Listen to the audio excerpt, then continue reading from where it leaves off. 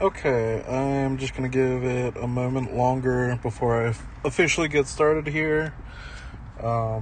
Maybe some people come into the chat, I don't know, don't really care anymore. Let's see, put my window up a little bit because I'm a little close to the highway and some of the ambient sound might carry over.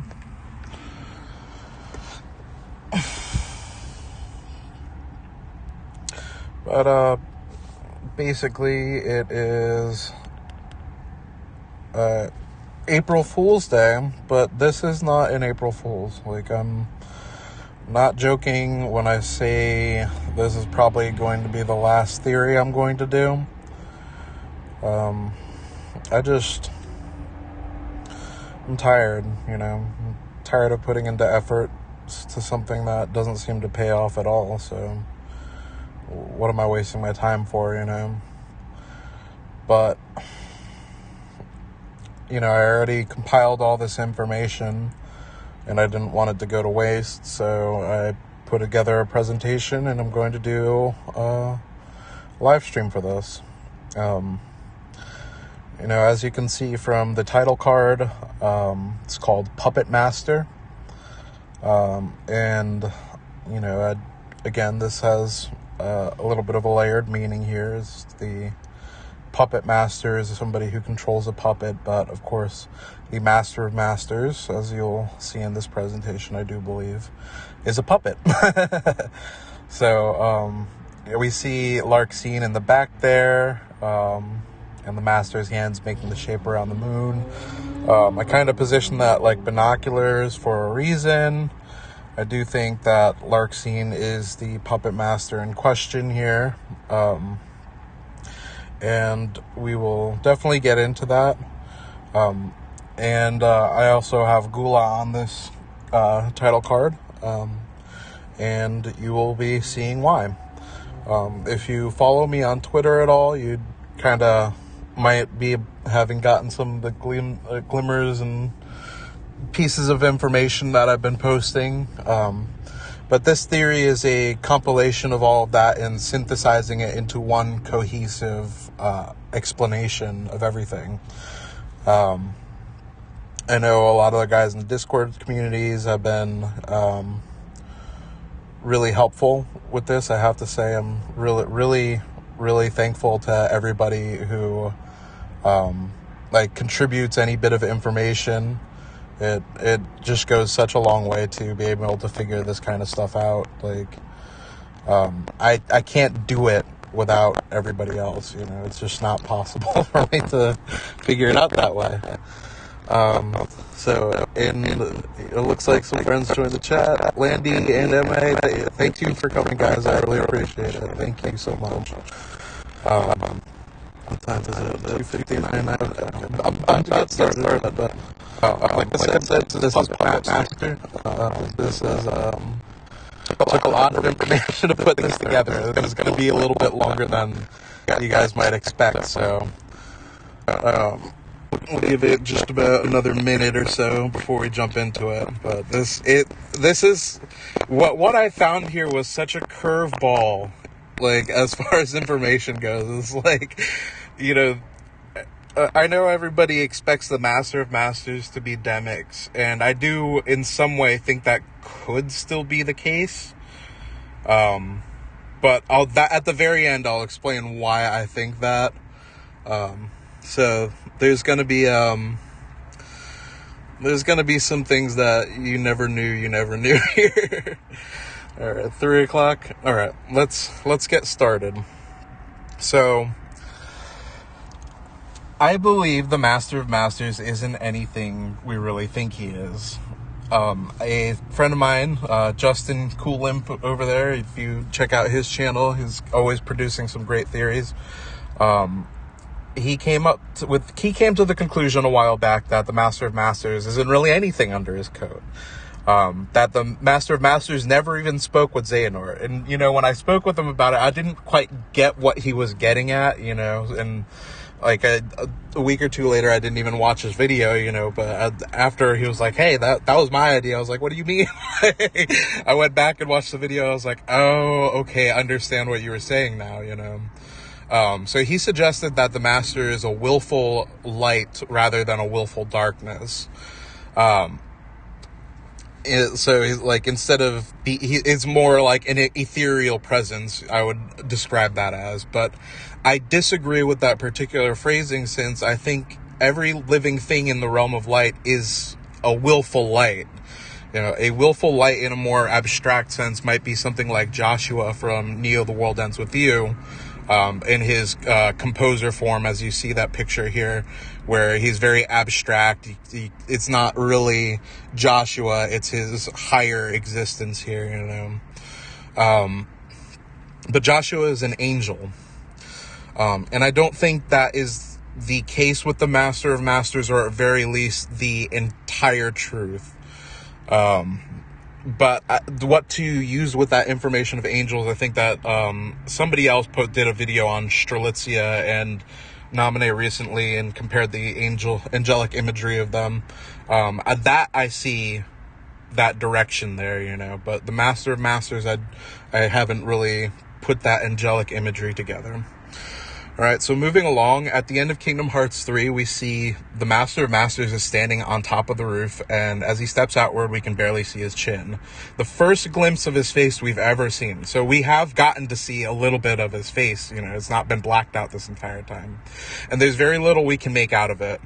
And, you know, I'm certain that other people have looked at this before, but the face looked kind of like a blank replica. Like in Kingdom Hearts 3, we finally got to see what a replica looks like under the hood. Previously, the last time we saw something like that was in Kingdom Hearts Days, and it already did have facial features. Like, Xion did have facial features with her hood up. It's just people could project whatever face onto it still, you know. The blank replica here, as we see, is completely expressionless. There's no mouth, no eyes, no nothing, you know. And so these vessels, they're puppets. They're made out of wood. They're carved from wood. That's really what they're getting at here, you know. And I don't know who made this image of Sora and the Master of Masters comparatively. Miyoto or Shadow Flare had shared this image with me in Landy's Discord, and this was just another clue here that made me realize, oh my god, this is it. So the Master of Masters personality is one of exceptional flamboyance. The most we can really tell him about him is his body motions. And some eagle-eyed viewers can already see that his body language all belongs to Sora. Keyword body language, you know. And, like, so picture that. The Masters is a puppet, you know, and the body language of him belongs to Sora. The Master's voice, as we know, is the voice actor Ray Chase, who played the role of Noctis in Final Fantasy XV. This would be innocuous information if it weren't for the fact that Yuzora not only strongly resembles Noctis, but has been put into a faithful recreation of a scene from the scrapped Final Fantasy Versus 13 project.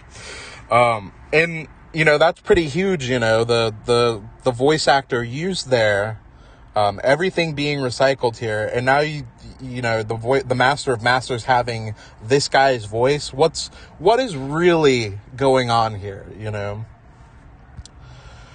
With the combination of body language and familiar voice, I suggest the Master of Masters is using ventriloquy to project his voice, and someone is in control of the puppet from beyond the fourth wall. Ursula, of all villains, makes this apparent. And as you can see, Ursula was the one who once said, "Don't underestimate the importance of body language." So, like, you know, you poor unfortunate souls, you gotta really know your Disney shit here to see what's really going on. And we're about to get into Ursula, but I also wanted to explain the concept of ventriloquy. I didn't really include this in in the presentation here. Where was I going with that? So, like, Final Fantasy XI's Puppet Master class, like, you have an automaton that has kind of like a blackened out face where there is no expression or anything. It looks just like the Master of Masters. So that's another way you can even look at this. Ventriloquy. Oh, Jesus Christ. What was I going to say? I think we can just move on. Okay, so Ursula of all villains makes us parent. Okay. So we can be sure Ursula is relevant because she is the very thing the master that Xehanort, young Xehanort, speculated the Master of Masters to be, a fortune teller. Just as the Master reassured Xehanort on his dark road, Sebastian explains to us that Ursula was once a fortune teller who was very good at coaxing others into evil.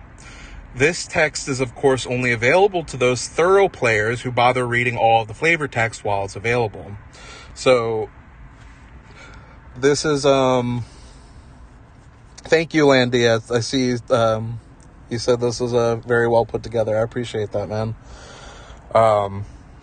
And trust me, this is just getting started. This is a very long presentation, so, please strap in for the ride. So let's look at these pictures here. You can see Sebastian saying that the fortune teller named Ursula lived in the palace and she was good at coaxing others into evil. Well, that's exactly what is going on in this scene with the Master of Masters and Xehanort, where he's convincing Xehanort here that, like, hey, you know, you already made up your mind about who you want to be, you know, like, just be the bad guy, you know. He doesn't come out and say that, but, you know, that it was what is implied by this scene. And the Master of Masters wasn't only good at coaxing the others into evil, just in Xehanort's regard. You know, we see how he pit the foretellers against each other in back cover, you know, convincing them to become hosts for the darkness, you know. So, above all, Ursula was after the Trident. The Trident is a powerful force that allows its wielder to rule the seven seas. Sounds familiar? The Master of Masters suggests he's after the seven crowns. The Trident is a representation of the Keyblade, X-Blade, Keyblade, whatever you want to call it. The wielder of the Keyblade holds the counterpart of Kingdom Hearts itself in their hands and the right to shape and become God of the next world. The Trident has association with the thunder element as it conjures bolts of lightning. Upside down, if you hold that Trident upside down, it resembles the frame of the X-Blade. Its three prongs matching the three sections of the pommel guard. So you look at that pommel guard, the X-Blade is gripped right there in the middle instead of like on either of the two side sections. And it's got those three prongs just like the Trident, you know. So, Ursula even calls herself Mommy in regards to her pets Flotsam and Jetsam. The two lamprey eels have one functioning eye each and use their vision to transmit information back to Ursula, just like how the Master of Masters' eye relays the future to him via No Name. Upon making these discoveries, fellow theorist Captain Kai pointed out to me that the name of these eels spelled backwards is eerily close to Master of Masters. I could not fucking believe it. Oh my God. That one, he pointed that out and I was like, are you kidding me? Are you absolutely? And Captain Kai, you should check out his channel as well. He does, a lot of his theories center a lot around more of the abstract mathematics, you know, the wordplay, and when you start to see that kind of stuff, it's like, whoa, you know. So Mastej Mastalf, you know, is like, it's close enough. It's not really it, but it's so close that it's like, okay, that's quite jarring, you know. So, but are we supposed to take Mommy at literal value? Is this suggesting the Master of Masters abbreviation, Mom, has been hinting the truth the entire time? I think so. Are we to believe the Master of Masters is a woman? Could it be that the meme is true? That the Master of Masters is Sora's, well, mom? Let's recall that it was a thunderstorm that compelled Sora to protect the raft, and consequently we hear the infamous voice of Sora's mom calling him down for dinner, like Dexter's mom. She is strangely never mentioned again in the series. Of course, when you do go to the Destiny Island, or get off the Destiny Islands in Traverse Town, there is that young boy who looks like Titus, and he's throughout the entire game, his flavor text is some variant of what happened to my mom and dad, and especially as we've been invited to play this entire series all over again by the end of Kingdom Hearts 3 Remind, that stands out more to us now that we're really asking, well, what about Sora's mom and dad? What about all the mainlanders of Destiny Islands, And this theory isn't going to go much into that territory. I wish I could, but I can't do anything I don't have information on, So you see, Tetsuya Nomura's biggest characters have one thing in common: mommy issues. And when I realized this, I was sitting in Starbucks, typing out another video essay I was working on, and I started to cry because I felt like such an asshole toward my mom. I immediately picked up my phone and texted her, "I love you. I hope you're having a great day." I realized my own mommy issues were clouding a lot of my judgment in my own life. So Cloud Strife had issues with his masculine identity due to a lack of a father growing up. And, Claudia, I guess, did the best she can or whatever, but Cloud wanted to join Soldier and all that stuff. Yada, yada, yada, yada. And his counterpart, Sephiroth, became obsessed with the idea Genova, the alien Genova, was his actual mother. We know it was Lucrezia, but, the theme stays consistent here, Squall, or Leon, had internalized his childhood trauma from his orphanage. When their matron, Edia Kramer, became a sorcerer, she had to go away, and the students eventually grew up to become the Seed. I don't remember what the acronym is. It's something about, destroying the sorceress or whatever. And they were basically tasked with killing their own mother. The group comes together at one point to assassinate Edia Kramer, and she's the matron that raised all of them. So, Class 0 of Final Fantasy Type 0 called Dr. Horatia Alratia their mother. As it turns out, Dr. Horatia is the voice of a goddess, and she was compelled to seek the entrance to the unseen realm.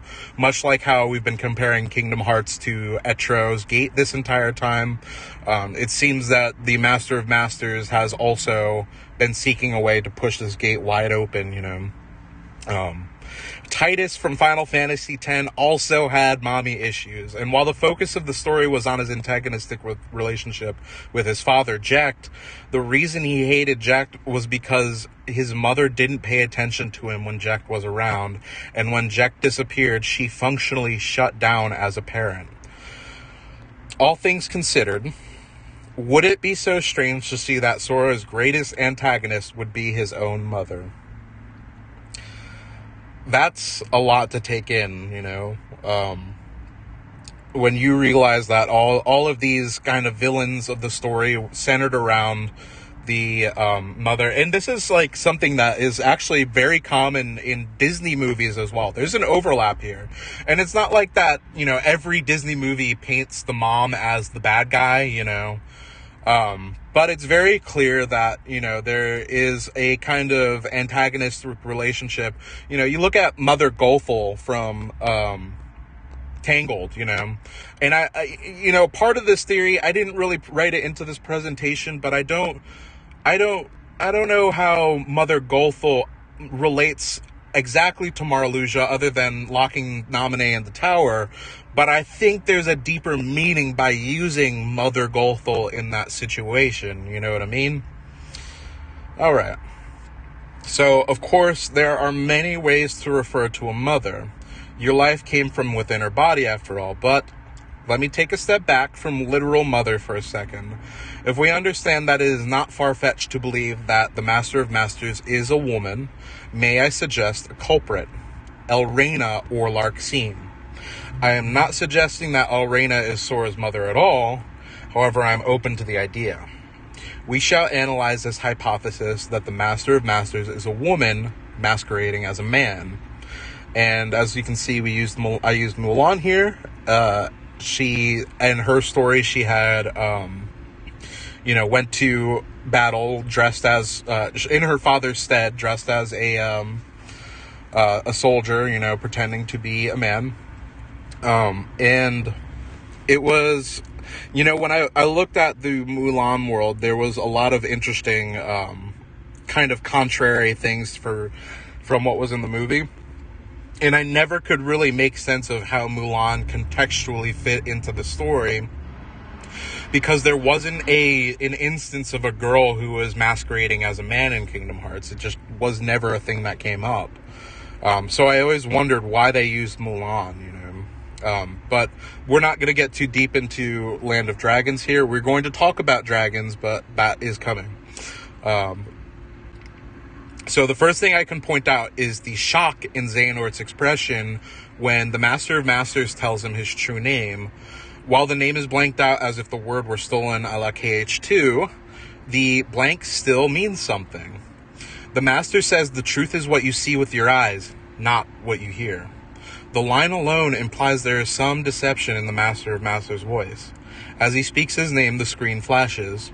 Many have speculated this to mean his name is Light.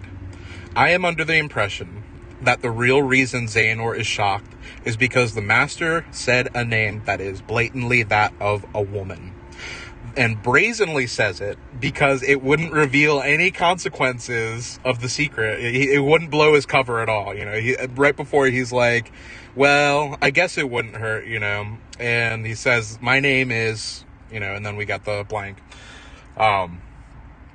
But, I've wondered what made sense in context that would make Xehanort's eyes widen like that. Was it that he heard a blank and, he's like, why didn't I hear his name? Or was it that he heard the actual name and he was like, there's no fucking way, So Xehanort doesn't even figure out who this person was in the long run. So there was no harm in the Master of Masters revealing their actual name. Now, if you followed my content at all, you know that for the longest time I've been saying the Master of Masters is named Jack. And when Dark Road came out, he also dropped the line, I don't know if my name is Jack or Theodore, and I had a lot of people message me like, damn, you called it, but I'm here today to definitely say that I was wrong. And I don't hold on to my theories in a way where I can't revise them or think about it in a new light, If new information contradicts what I'm thinking, then I am all for revising my thought processes, Let me just catch up on the chat real quick. Of course, okay. And that would explain, I never learned his name. Like, he thought the name was fake or a joke. Yeah, exactly, it's it's comical like that. It honestly, when you think about it like this, it adds a whole new level of hilarity to the whole situation, let's say for instance he fills in the name is Elrena that he gives him. Let's say for instance that's the case, and he's like, wait, that's a girl's name, and you would sit there and think like, is he joking with me? What is this person doing, So it is pretty funny. It is hilarious. So next things next, the name of this theoretical woman should mean Light. Now in my video on Larxene, I compare Elrena to several El girls, Elsa, Elena, I even go with Cruella. Elena from Final Fantasy VII her name actually means Light. And we know that Larxene is a little bit based off of Elena. The name alone, but also her coming into Organization 13 at the 12th spot, being the newest member of the Turk, so to speak. Elena's name is derivative, Elena's name is derivative of Elrena, excuse me, because Xehanort not only suffered amnesia when possessing Terra, then adopted the identity of Ansem the Wise, and split into Heartless and Nobody. He was so far removed from the naming of organization members that it's possible Elrena's name slipped under the radar. Xemnas was the only one who would be aware of everyone's original name, but Xemnas himself also never met the Master of Masters.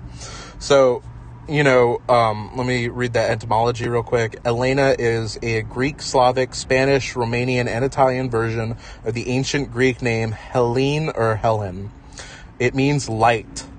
Her name, it was initially translated as Irena, as depicted in official data books, releases, blah, blah, blah, blah, blah. So clearly Elena's name means light. Elrena is a variant of the name Elena, and it means light.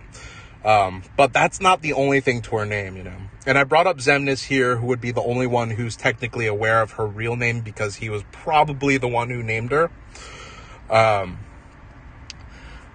But I don't know if that information went to Master Xehanort or if he even cared about the names of the original people, or if he was just like, nah, I just need hosts for the Keyblade War. I don't care about the rest, But Xemnas seemed to know something that Master Xehanort didn't.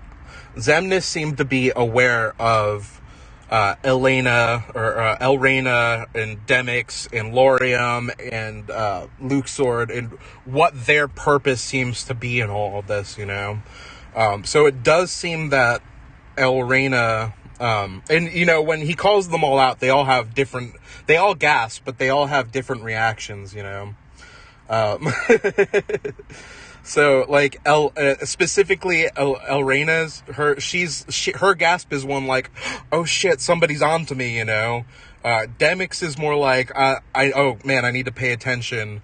Luxord is like, what are you talking about? And then Laurium is more of a confident, like, I'm gonna figure out what my destiny is really about, But Elrena is the one who's, like, afraid of her cover being blown here, And like I said earlier with Demix, Like, a lot of people speculate around Demix being the Master of Masters, and it could be the truth. But what is going on with... Okay, let's just keep going. I'm getting off topic. Okay, so Elrena's name actually has layers of meaning, and it backs up the idea that she is masquerading as a man. Elrena is Spanish, although it is an inaccurate phrasing. El is the masculine article, where the proper phrasing is La Reina. This means the queen. As a nobody, Larxene is identified as the Queen of Spades because she is the 12th member of Organization 13 and the only female in the group. As spades are reversed hearts, I may then suggest Elrena is indicative of the first villain encountered in Sora's journey, the Queen of Hearts. Now, in the past, I had attributed the idea of Jack of Hearts to the Master of Masters because of his missing eye, and that has its own kind of thread. But I had to revise that, and the math always kind of was a little bit off to me because I always looked at Lushu as like, well, doesn't Xigbar have the missing eye? Doesn't Master Odin have the missing eye? Doesn't Ienzo have the missing eye? What does that have to really do with the Master of Masters? How does that really line up? But when I started looking at Elrena, things made more sense.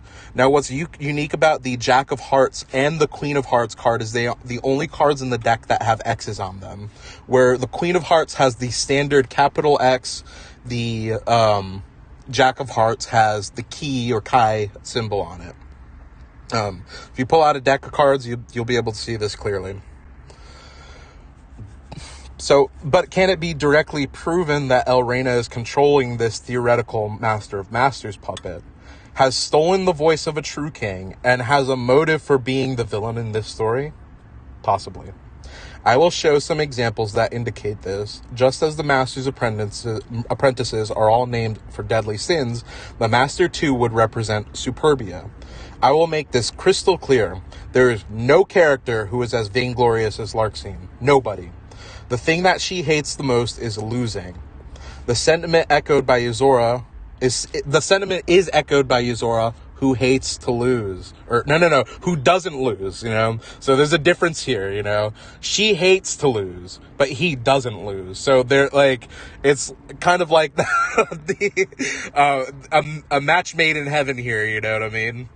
And as you can see, she's like, I lost to a bunch of losers like you. And he's like, sorry, but I don't lose, you know? They, like, those scenes definitely are playing off of each other here. And while you wouldn't see that if you watch things chronologically, sometimes it takes taking a still frame and looking at it, like, and comparing those images together to see the full picture, you know? That is how I even came to this entire conclusion in the first place. After I talked to Coolimp about the Master having never been around Xehanort in the first place, I saw a single shot on Kingdom Hearts Frames on Twitter had posted a picture, and all it was a picture of Phil saying to Aqua, women never changes, and the whole fucking picture just zoomed in on me, and I was like, oh my god, the Master of Masters is a woman. And when I proceeded to analyze it under hypothesis, I just kept on finding more and more and more that made sense, you know. So let's keep going. As we know, Larxine's objective at Castle Oblivion was to make Sora her puppet. She worked with Marluxia to achieve this end. What is unique about Larxine is that she is the only character who consistently refers to replicas as toys. Like toys in the toy box. Like, she's the only one who calls them toys. And nobody is really caught on to this yet, you know? And she's done this since the second game in the series, Chain of Memories.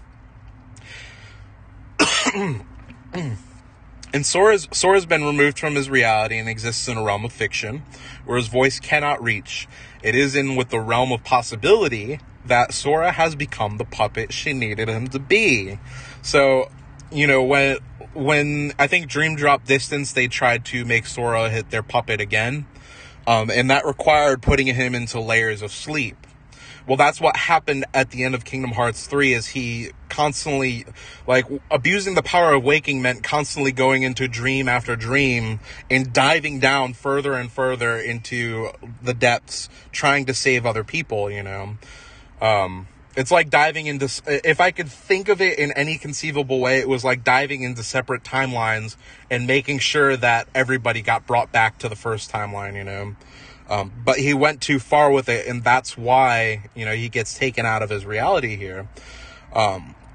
Now, with him being taken out of the reality, we see at the end of Melody of Memories, where Xehanort says that his voice is no longer where it can be reached. So, his body is no longer his voice is no longer his, he can no longer, he's basically their bitch at this point. That's the best way I can put it. So the Master of Masters references Larxine's elements on a few occasions. The way he conjures the no-name, is by using Dark Lightning. Now, everybody who summons no-name pretty much does it this way. But I wanted to really emphasize this. The purple lightning, like, in every interaction of the thunder element we've seen so far, it's been yellow or white lightning.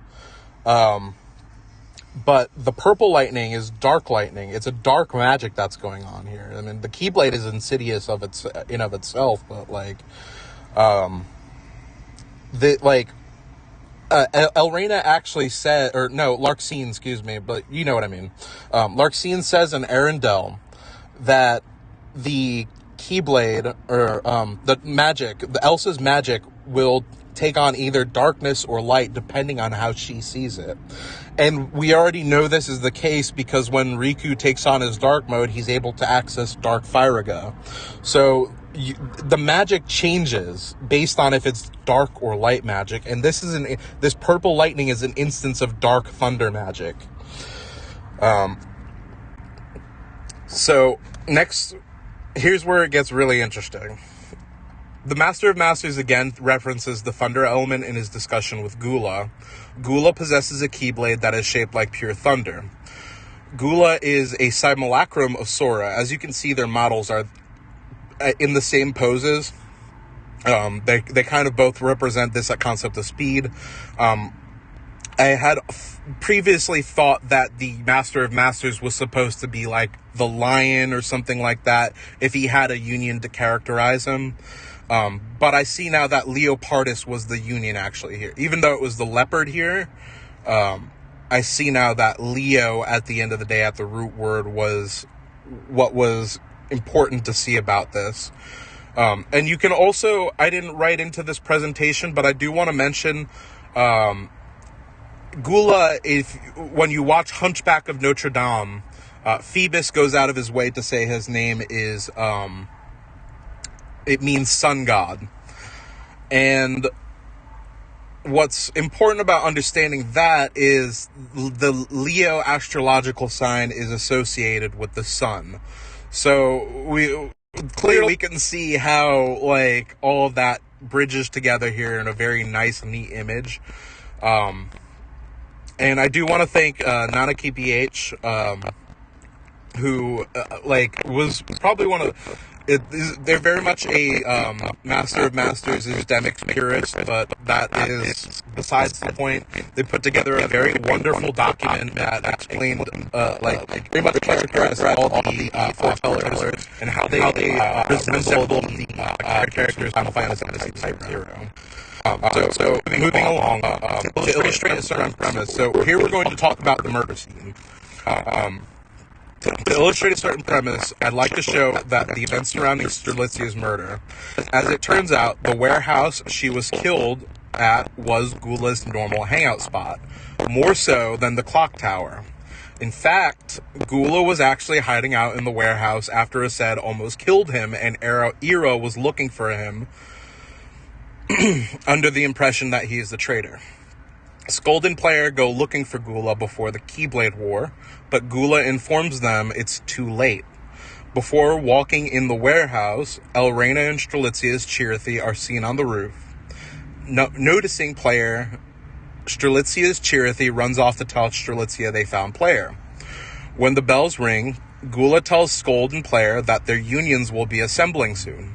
We don't actually see Gula leave the warehouse. Now, for that matter, we don't see player or Skuld leave the warehouse, but it's assumed he had urged them to leave, because their unions would be calling to it for assembly soon. He was also, at this point, in conflict with the other foretellers. I am doubtful he would return to the clock tower, and the next time we see him is at the Keyblade War, So, okay, thanks for the heads up. If the audio is glitching, I apologize. It could phase in and out. I'm really purely uploading this off of, streaming this off of my phone. So if there's any problems, thank you. I appreciate any heads up you give me, So continuing that thought, though, Gula doesn't have any reason to leave the warehouse at this point because, remembering back cover, Ased had just whooped his ass and Ira is looking for him, that he's safe in the warehouse, So while Gula is speaking with player and Skuld, Alva is confronting Luciu. We know this to be the case because their clash causes the bell to ring, which can be heard at the warehouse. Therefore, when Ventus claims he was with Master Alva at the warehouse, this scenario is impossible. Ventus could not have been with Master Alva because she was with Luciu at that time. Now, on the next slide, we see that Chirithy does find Strelitzia, and this can't be that much longer later because Chirithy, there was a sense of urgency for Chirithy. They immediately got up and said, I need to go find Strelitzia and tell her that where player is, So, when informed of player's location, Strelitzia immediately runs over to the warehouse. Ventus was already in the warehouse before her, and the rest is history. We know that he struck her down, or darkness struck her down, and he took her book, So, Ventus's flashback is completely unreliable. We know he had to be in the warehouse if he was the one who took her book, So, because of the tight time frame and the urgency, I am under the impression that Gula was the darkness who compelled Ventus to kill Strelitzia, or that Ventus is Gula himself. Now, That's a lot to take in at this point. Now we're in fucking uncharted territory here. Like, and I don't know how to parse this one yet. There is another slide on this about to get to, but I think that it was Gula at the end of the day. I think that it could be that Gula had placed himself among the union leaders, and the reason Gula would have a motive to become Ventus or hide himself among the new union leaders is because he is a gluttonous hero. So we'll get there. The darkness who possessed Ventus is the same darkness he later clashed with. The darkness hid inside, and when extracted by Xehanort, took the form of Anti-Sora, Vanitas. Now, if Gula is a simulacrum of Sora, then this proves more precisely why Vanitas looks like Sora. It shows that Ventus and Sora were in the same place, the warehouse, at the time of Strelitzia's death. The special connection between Ventus and Sora runs deeper than we have ever realized. Did Gula and Ventus kill Strelitzia, or is there something bigger going on? I believe in some sense he has been framed or compelled to do this by taking advantage of his worst character flaw, gluttony of heroism. Now, the reason when Gula was given the lost page, or the missing chapter, basically, to find the traitor, the Master of Masters was taking advantage of his gluttony. And the specific gluttony isn't about food or food per se, or overeating or any of that. It's an overindulgence, but specifically of being the hero, trying to play the hero here. You see, Sora is represented by Hercules. The story of Hercules is about gluttony. All of the fairy tales, the 7 fairy tales they used in Kingdom Hearts Union Cross, all correspond to one of the 7 deadly sins. With Wonderland being wrath, and the Queen of Hearts, it's like, I get to the part where I lose my temper. Or Cinderella was lust. She wanted to go to the ball. The daughters wanted to be married off to the wealthy prince. Maleficent, or Enchanted Dominion, was about pride. She represents, she wasn't invited to Aurora's birthday party, and so that's why she cursed Aurora. So as you can see, all these stories do represent one of the 7 deadly sins, and here Hercules actually represents gluttony. So, like Hercules, Sora can't help but be everybody's saviors, and that's exactly what Larxene warned Sora about in Arendelle, and what Xehanort exploited in the final battle. Sora had to save everybody. Larxene tells him, in Arendelle, if you want to stop, or if you want to save her, then stop trying to help her. I noticed in.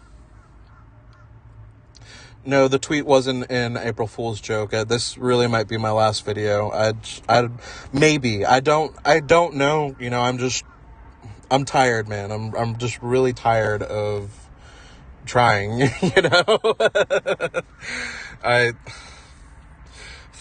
I went through things aren't like they used to be, and it doesn't feel too good, I've been really depressed, and just trying to deal with it, and Kingdom Hearts has been one of the main things keeping my mind straight, but it's only so much I can take, Honestly, while we're on the subject of gluttony, I feel like a glutton for Kingdom Hearts some days, just overindulging in this to really block out, all the things that have been bothering me in life. But let's proceed with the theory. I don't want to get bogged down by all the sad stuff right now.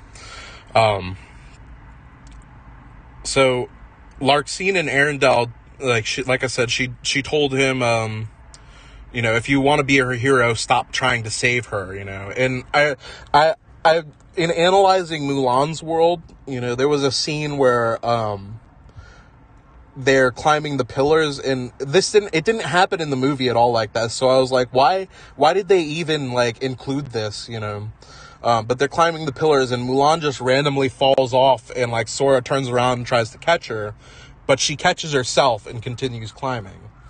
So it's crazy. thank you, guys. I really do appreciate your support on this one, and thank you from the bottom of my heart, But she continues climbing, and like I that it stood out to me when I saw that, because like it reminded me of what Larxene had said to Sora. If you want to be your hero, stop trying to save her, because Mulan ended up saving herself. So during the case of Gula, the Master tricks Gula into suspecting his comrades of treachery. Before the Master can explain the details of how the Lost Page would help identify them, Gula beats him to the punch, suggesting the Lost Page prophecies would help. The Master, slightly irritated by Gula's interruption, says, "Way to steal my thunder, show off!" This alone doesn't seem strange, but in tandem with Wreck-It Ralph's big revelation, we can now see the Master for what he is. So as you can see, I have the text here. Turbo reveals himself. "I'm Turbo, the greatest racer ever." Meanwhile, Felix is explaining to the player, when a more popular game got plugged in and stole his thunder, he left his video game and hijacked Sugar Rush. So, Kingdom Hearts doesn't use dialogue messy, and just says things for no reason. They are saying explicitly here that the Master of Masters is like Turbo and came from a different video game. And more specifically, because the Master of Masters is jealous of Sora. He's jealous of the better video game character.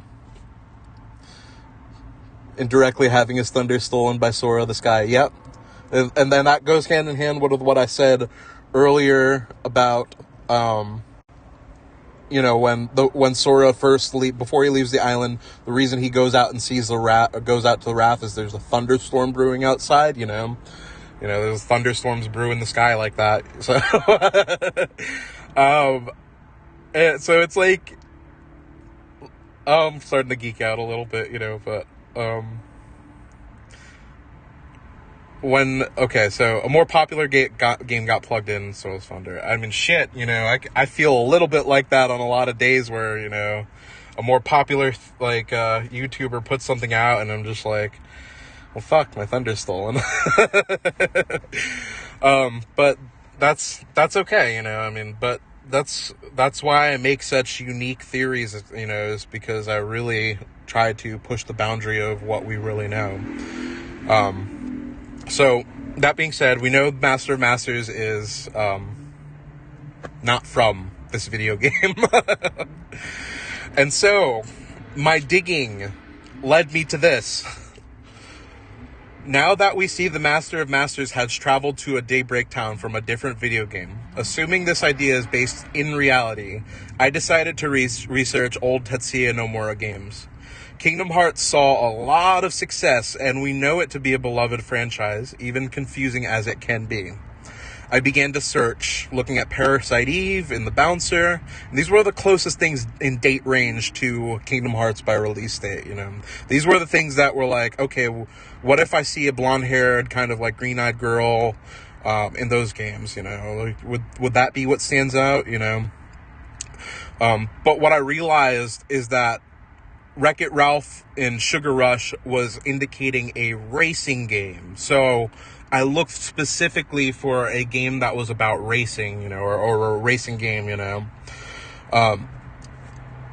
Because Turbo is specifically from a racing game, I looked particularly at a racing game that had preceded Kingdom Hearts, but may not have been as popular. As Destiny would have it, I found one.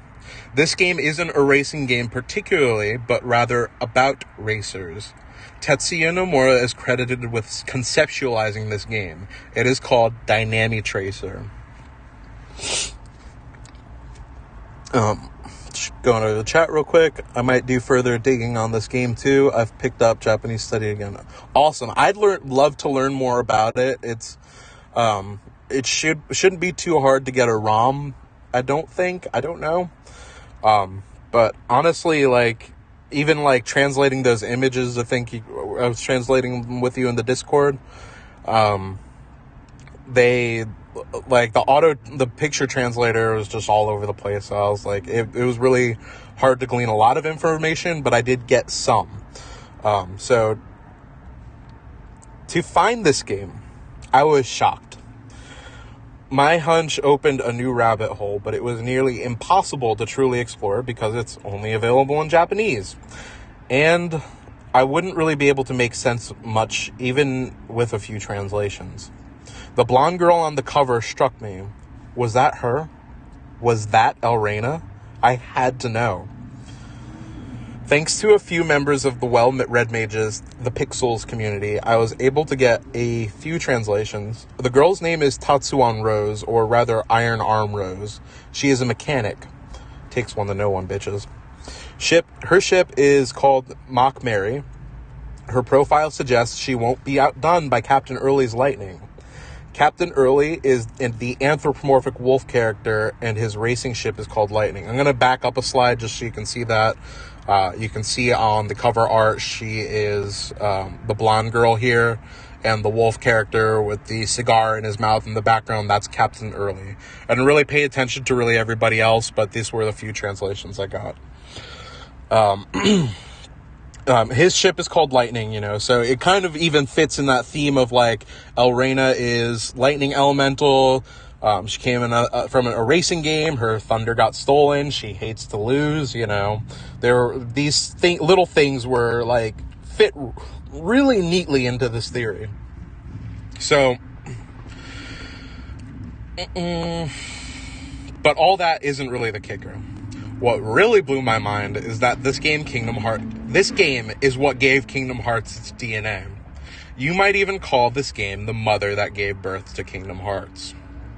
The racers in this game travel across constellations of planets that resemble the worlds of Kingdom Hearts.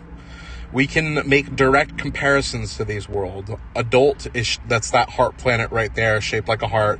Like, you kind of just, like, walk around the planet. It's I think somebody had compared it to Chrono Trigger, but I don't know Chrono Trigger, so I don't really have the same frame of reference, Adult is Wonderland, Clock is Neverland, Skull is Halloween Town, Desert is Agrabah, and as improbable as it seems, this game even features a Mouse King. What? What? So, you can see where so some facets of this game also introduce a mystery to solve, but that's all I really know.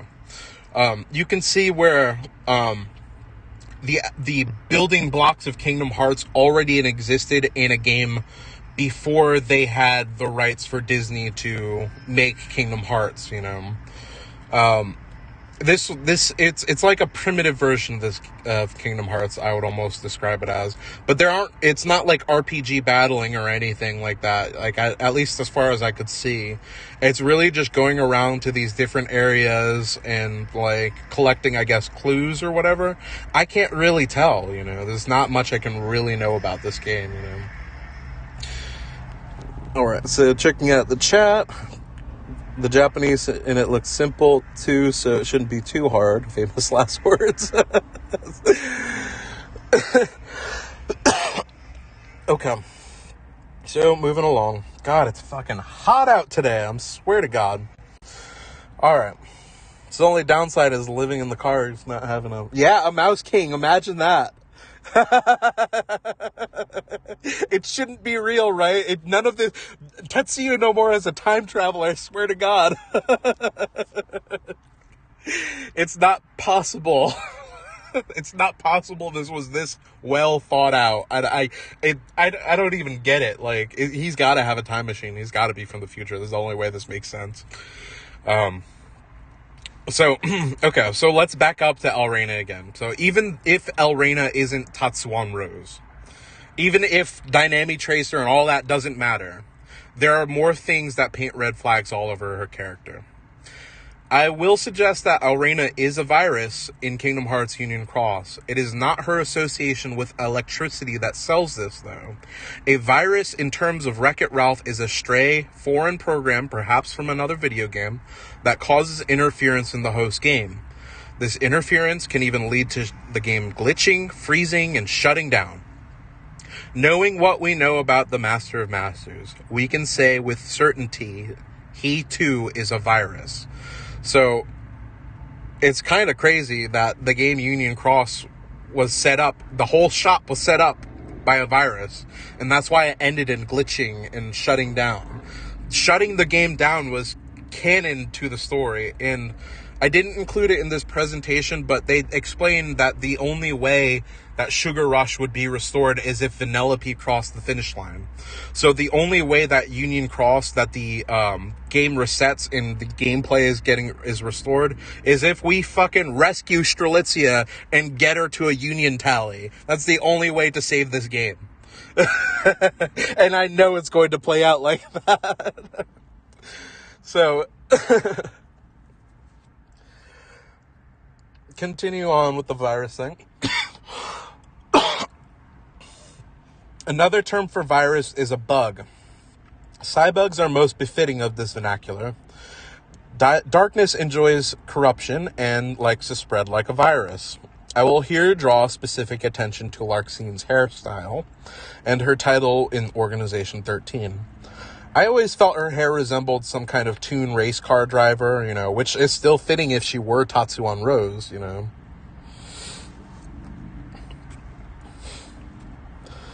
But, what am I losing track? Sorry. I glanced away for a second. All right. But what she actually has are antennae like a bug. Larxine's title is the Savage Nymph. In the past, I overlooked the association with bugs in favor of fey nature spirits. So, in the past, I was kind of already thinking about how, she was outside of Maleficent's, domain, after time travel and stuff. And maybe she met Maleficent or something like that. That's what I was really thinking about, and I still think that's the case. I think if she's working with Maleficent, then that now we've got true evil on our hands, So in all that, let me think. There was something I wanted to say.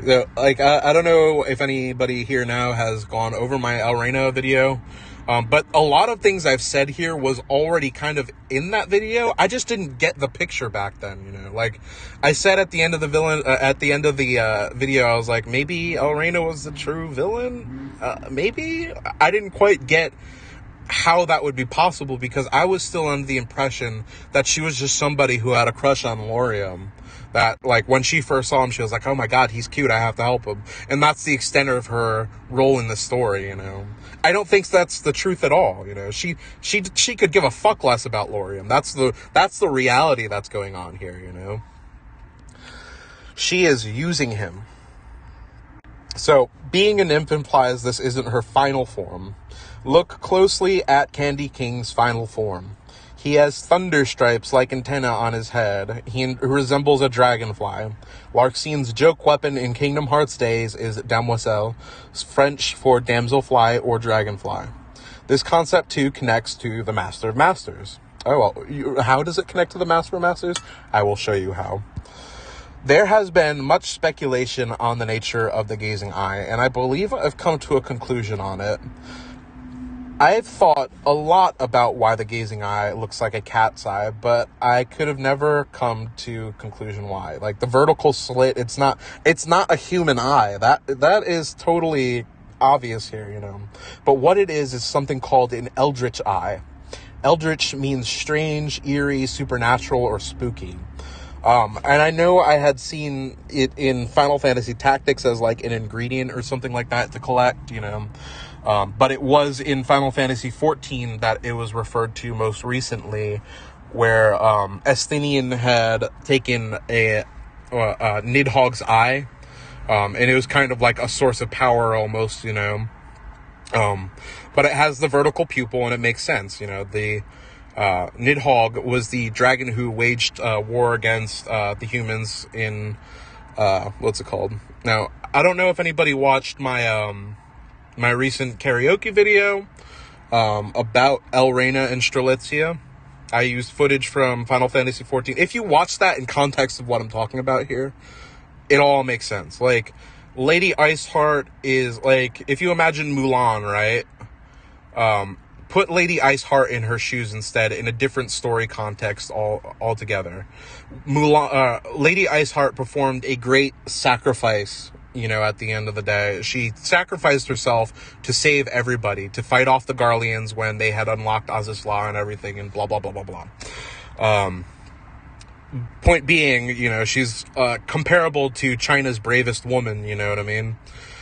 So when I look at Mulan, I really think that it's more speaking on the Master of Masters past. Like, that story is a reflection of all that, and using the Land of Dragons as context there, Mushu being her guardian spirit. Well, where do we get Mushu in Kingdom Hearts 1? He's a drop-off of Maleficent Dragon after we beat that, right?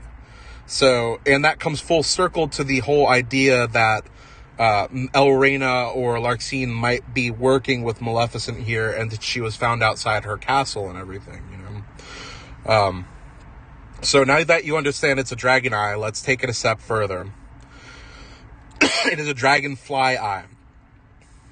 In context, the gazing eye isn't just a dragon's eye. It is the eye of a dragonfly. Documented by the Museum of Modern Art, or MoMA, that capital M, lowercase o, capital M, like, when I saw that, I was like, no way, no way, no way.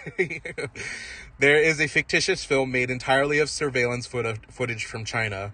It uses real footage to present a fictional narrative. The film is called Dragonfly Eyes. The reason it is called so is because the use of surveillance footage. Dragonflies have what's called compound eyes. To make it simple, compound eyes are what many insects have, multiple lenses that translate imagery of their sight. This relates to the Master of Masters because in the clock tower and its control rooms, the Master has set up several surveillance monitors watching many different worlds at the same time. So the Master's eye, it may be just one dragon's eyes, but the monitors and everything it sees makes it compound dragonfly eyes. Give you just a moment to take it in. So, while we're on the subject of her weapons, her interpersonality weapon, Empool, is a light bulb, suggesting she comes up with the ideas. And her ultimate weapon, Clair de Lune, or Moonlight, is Moonlight. Isn't it rather surprising that her ultimate weapon is the one associated with the moon, when Saix was the one who was, of the moon element? So, as you can see, there's a lot more going on to her character than that meets the eye, Why would her ultimate weapon be about the moon, The Master's ambitions are obviously, in regards to the moon. All that being said, though, can I be absolutely certain Elrena wasn't native to Daybreak Town? I think so. Let's consider her place in the story. Elrena is the only non-union leader Dandelion, who was not a Simulacrum player. So, Elrena is an NPC. So, unlike the friends that players spend summer vacation with, the pink-hatted girl with the frog hat and the Moogle head guy and stuff, all those people are players. They, all of the things that they wear are emblematic of players. They don't have unique articles of clothing that you can't get anywhere else. That's what Elrena has. And what you have to do is you have to look at Union Cross like it is a video game. Like, the story is that of a living video game here, So, for Elrena to have articles of clothing and a hairstyle that isn't available to any of the players, it means she is unlike them. And for her to be a player among them means she's suspicious as hell, You have to, that's how you really got to look at this now, So what makes Elrena so special that she got this treatment with the brief interactions we've seen of her in the story, We didn't get that much of her, but why is she special? Why did she get a life pod, and why did she get saved, Is she that important? So Elrena is introduced as a character after the Keyblade War. Lorien first encounters her while looking for clues to Strelitzia's whereabouts. He knows Strelitzia mentioned Elrena once before, and that's why he went talking to her, because Strelitzia had formed a party with Elrena at one point. Elrena says that she and Strelitzia weren't really friends, but their Chirithy would hang out a lot. Now, the Chirithy is the one, caveat to all this, and I'll get to that in a second. Lorium cautiously interrogates Elrena. He knows that she, as a dandelion, shouldn't have memories of the Keyblade War. She never heard the bells nor experienced the terror of the war. And she remembers Ava said something about a war, but it never happened. So Elrena is compliant with the interrogation, and nothing she says is suspicious to him at all. Nothing, and he's thinking, it shows his inner monologue as he's talking to her, He's like, well, that checks out, that makes sense. She shouldn't know anything about it, you know what I mean? And for them to show that in the context of the story with this character who is supposed to be a player but has none of the assets of a player, that's showing us that right there that she's actually somebody we should be suspicious of. So, excuse me. She does, however, reveal something suspicious to us, the audience. While Strelitzia said in her introduction that her place on the rooftop is a secret she hasn't told anyone, Elrena clearly points out her secret spot. This is a contradiction. What I call the smoking gun. This is how you prove that Elrena was watching her the entire time. Now, it has been suggested to me that people can see Strelitzia on the roof on the Fountain Plaza, but this is not information that the story conveys. I brought this up with other people, and they said, well, what if she was just like the weirdo who sat on the roof? You're entirely wrong about this, and you're just making things up. No, I'm not making things up here. The roof, look at, I compared I am so meticulous in looking at this shit. Look at all the rooftops in Fountain Plaza. The one Strelitzia sits on is the highest one up. During her introduction, players below are unaware of her presence above them. So how did Elrena know where her secret spot is? Because Elrena was watching her. Of course, Elrena wasn't watching Strelitzia from the ground or Fountain Plaza. Surely, and this is what I say back to those people who say, well, what if they looked up and saw her? Anybody can look up and saw her. No. Surely, from Strelitzia's vantage point, she would have seen Elrena looking at her. Even if it was from another rooftop or somewhere within Fountain Plaza, she would have seen somebody looking back at her. That's why her spot is a secret. To suggest that somebody else knows about it defeats the whole purpose of her saying it was a secret. So rather, Elrena is watching Strelitzia from higher up. The clock tower. The same clock tower that was off limits to players. The balcony of the clock tower has a distinct view of the Fountain Plaza and the roof Strelitzia sat on. So it may be hard to tell, but you need to put yourself in the shoes of these people's perspectives here, How do these perspectives line up, Put yourself basically in a crime scene, Strelitzia even conveys to us that it's unknown. Yeah, exactly. People told me you could walk on the rooftops during the gameplay. But I'm pretty sure A, that was in a different part of Daybreak Town, and B, those particular rooftops of Fountain Plaza, I don't think you were able to walk on top of, And yes, you're right, Captain Kai, my secret, they're telling you so much to look at these things, it's not even funny, It's I don't get how it was so overlooked for so long. And maybe it's that Larxene isn't a really popular character. She's not the one that everybody is got their eyes on, So she's criminally underestimated here, Everybody's really got their eyes on people like Demix or Brain, Gamers don't look up, taken to a literal meaning. Yeah, that's fucking funny. Like, you got, like, it's a first-person shooter here, and people don't look at the camper.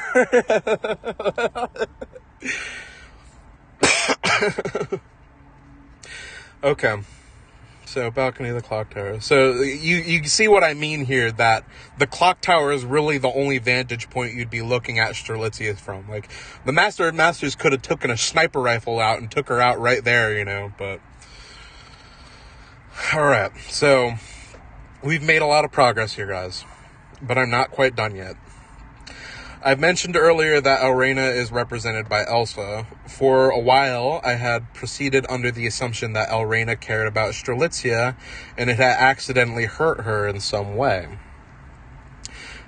You know, if you look at my original video on Larkseen, that is what I what I processed the information of. That maybe she was remorseful about hurting Strelitzia, you know. Maybe it's the truth, maybe it's not. I don't know. What is clear is that Elrena was always mean-spirited and never actually cared about other people. And this is conveyed, again, in her character file, and as well corroborated with the image you see here of Chirithy saying, "Since when do you care about others?" You know, and Elrena turns around and says, "Shush you," you know. She, like, as a nobody, as Larkseen, everything she did in Castle Oblivion, how she treated Naminé, how she treated Replica Riku, how she treated Sora, that was the real her. She was pretending that not having a heart made her that way, but that was her real personality, and she just got away with it because she could claim she didn't have a heart. She literally says this in her character file.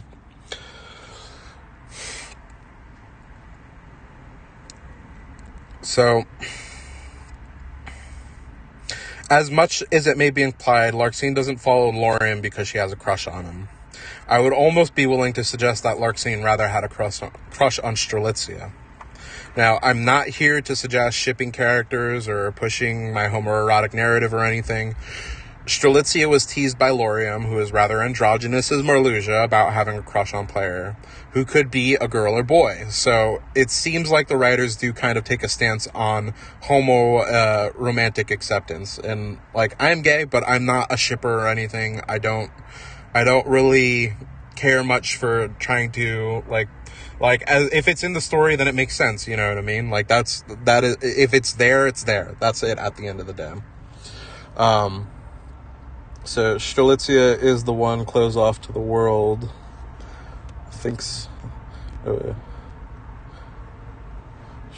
is the one closed off to the world. Maybe. People cannot unship once they've seen them. They will allow you to be... Oh, gosh. I mean, like... You know, look at Reen and Gaia from Final Fantasy XIV's Eden Raid. And, when Reen rescues Gaia from the darkness, there's, the rainbow crystal in the background. Everybody was like, oh my god, they're lesbians. That's it at the end of the day. But, it doesn't really matter that much, you know what I mean? But, when the writers... When you love somebody and it's written that way, that's kind of just what it is at the end of the day, you know.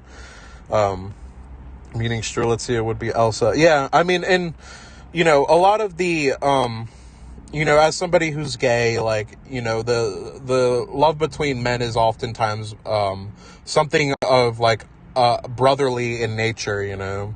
Whereas, you know, our counterparts, lesbians, have more of a sisterly love too, you know. So when it comes down to it, you know, the ship is kind of there, you know, and it's kind of funny. And Lorien would be the sibling. Yeah, I mean, that's how it bridges them, you know. Lorien is that kind of bridge there. I do still kind of wonder about Lorien in some regards, if he's connected to, but I'll get there. So there's my my little queer take there. Maybe Larkseen is the main villain in Frozen. Nod, Hans. You could almost paint her like that. And, you know, I think a while back we had a discussion on the Discord about how Hans kind of represents the Master of Masters in a little bit, or even Darkness. A little known fact about Hans is he also has he has, 12 older brothers? So, 13 Darknesses, 13 brothers, kind of on the nose there. And Hans is kind of a manipulative jerk the way that the Master of Masters can be, so maybe she does represent Hans, Laurium got tangled up in other business. Beeswax. I think she's, what I'm not sure about, and we're coming up to the end. I'm not sure if she's working alone or if she's still manipulating Laurium or whatever, So, circling, Hans did pretend to be good. Shit, good eye. The more you think about it, the more you know. So, circling back to Frozen, Elsa caused an eternal winter in Arendelle. Frozen is referenced twice in Kingdom Hearts Union Cross. The first one, Ventus and Scold take a break outside. They notice it's snowing in the data world. Ventus asks Scold if she wants to build a snowman, referencing the self-same song from Snowman, "Do you want to build a snowman?" So, later, Laurium is contemplating his feelings about Ventus confessing to Strelitzia's murder, or something like that. I don't remember if he confessed to the murder, or it just became clear. I gotta watch the scene again. I don't remember everything perfectly all the time, but it was apparent that it was Ventus who did it, So, however, the group has at this point encountered true darkness and understands that the murder wasn't caused by Ventus. As if speaking to his heart, Strelitzia reaches for Laurium's hand and tells him, "You have to let it go. It is clear the writers have instructed you to pay attention to Arendelle in Kingdom Hearts 3. Yeah. Tangled also has Dandelion Heartless. Yeah. I mean, they even say as you're exploring the world, "Look, Sora, dandelions." And I'm like, that was... Yeah, they mean the worlds you really should be paying attention to in Kingdom Hearts 3, probably most of all, are Kingdom of Corona and Arendelle. I don't give a damn what you think about Arendelle and it was a bad world or blah, blah, blah. They didn't do this and Disney had too much control. No, they explained exactly what they needed to in Arendelle. You're stupid if you think otherwise. You can have complaints about the level design all day, but you gotta understand, when Elsa cast the Eternal Winter, they couldn't just take that back and undo the level. The constraints weren't just what Disney would put on them. It was just how the level would be designed in the first place. What I think they delivered was absolutely perfect. That's just my take. All I requested for before Kingdom Hearts 3 even revealed that Elsa was going to be in it was that they use Frozen and they use Let It Go, and they delivered. So, you can say that it was bad, but Arendelle was great. There you go. Alright, so then, why did it start snowing in the datascape for only such a short time? Because a freezing spell was cast. We know Elsa was the source of this magic in Arendelle, and we can too assume that Elrena cast the blizzard spell within the datascape. But why? Well, Elsa froze Anna's heart. Elrena had discovered Strelitzia's glitch. While she did try to show Laurium, it didn't appear again. This is a stretch, and it is a stretch. And this is a big assumption because the context just isn't there to back it up, because it all happens off screen. But I suggest that Elrena cast a powerful ice magic, a blizzard strong enough to make it snow for a little while, to freeze the glitch. It would be the only way I can think of that she would isolate the wayward program. Ice isn't Larxine's style, but she is willing to use it where she feels it's necessary. As we see in Arendelle, she manipulates the ice magic imbued with her natural electrical powers. So if anyone were capable of freezing a glitch and taming it, it would be Larxine. Or Elrena. But the Master of Masters, or Lucio, was seen by Elrena's Chirithy walking into town. And to that I say, oh, you do get it. Lies, lies, lies, all lies. Elrena is making her Chirithy lie for her. The truth is that it was Elrena who absconded with Strelitzia's data. Just as the Candy King removed Vanellope's data from the game's code, so too did the Master of Masters, due to Strelitzia. Elrena's Chirithy is represented by Sour Bill, the little green candy ball that accompanies the Candy King. So, as we see in this picture, the Sour Bill is like, oh, he literally locked up our memories, I can't remember. And freaking Ralph is like, all right, stick around. And he, sticks him to a lollipop so he can't go anywhere. It's pretty funny, but, if you actually watch, the Wreck-It Ralph scenes, it's all very identical to the movie. There's very little deviation compared to other Disney worlds we see in Kingdom Hearts. And the deviation that we do see is from player being involved a lot of the times, which pretty much means if all the meaning that they wanted out of Wreck-It Ralph, everything mattered, I almost want to make the counter that the snow was cast by Strelitzia because of Final Fantasy XIII Orba Crystal Snow, but that gets into headcanon of mine. I mean, it could have been Strelitzia, Strelitzia too, was more magically inclined too, but I think it would definitely be Elrena, since Elrena was the one directly compared to Elsa. Or, Larxene, but Elrena, Elsa, that's the comparison there. And because it was Elsa who cast the Eternal Winter over Arendelle, I would think that the comparison would be more direct to Elsa, or, Elrena being the one to cast this blizzard spell and cause the snow in the datascape, So, the Master of Masters is a big fat liar, who not only lied about the outcome of darkness prevailing over light, but lied to pit the foretellers against each other. Larxene is dubbed the liar by two complimentary quotes. One spoken by the Nameless Star, or a Nameless Star, not the Nameless Star, not our Stella that we love, but one of the random stars you could talk to. And the other was in her character files. These two lines are how what confirms that Elrena is a liar. There's already evidence and data out here to say she is a lying son of a bitch. So, Star 2 says, whoever said love and hate are two sides of the same coin is a liar. And the rest doesn't really matter. The second of our eyes would meet, we were out of each other's throats every time. The idea of us as friends is laughable. And honestly, this star almost does sound like maybe Elrena in a way, but the friend she's talking about is a boy, actually, so, because they use the pronoun he,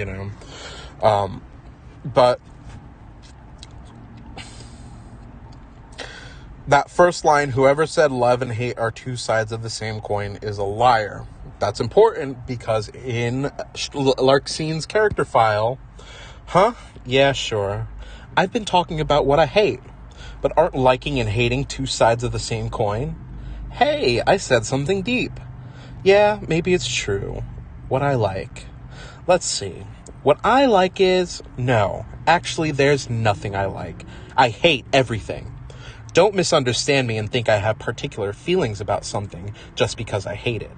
I always work for me, and I don't want to be taken advantage of by anyone. Thank you very much. So, as you can see, she says the exact line here that this Nameless Star says. Whoever, love and hate are two sides of the same coin.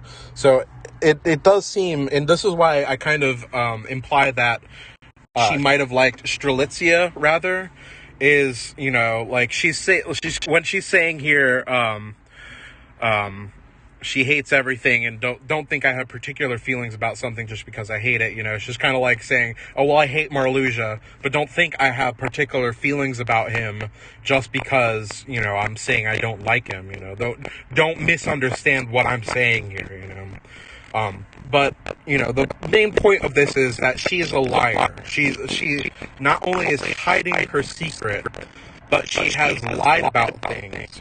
And the Master of Masters is the fucking liar. There's no bigger liar than somebody who told everybody that the world will fall to darkness, and as it turns out, even without reading the Book of Prophecies, everybody was saved by Sora in the end. So it's it presents a kind of paradox here, where like the truth. What was really the truth in the first place? What I'm suspecting is that what was written in the Book of Prophecies was a lie, that the world was going to end in darkness, and that while it didn't happen, it needed to happen in order for the next phase of the experiment to go on, audio is glitching. How is it right now?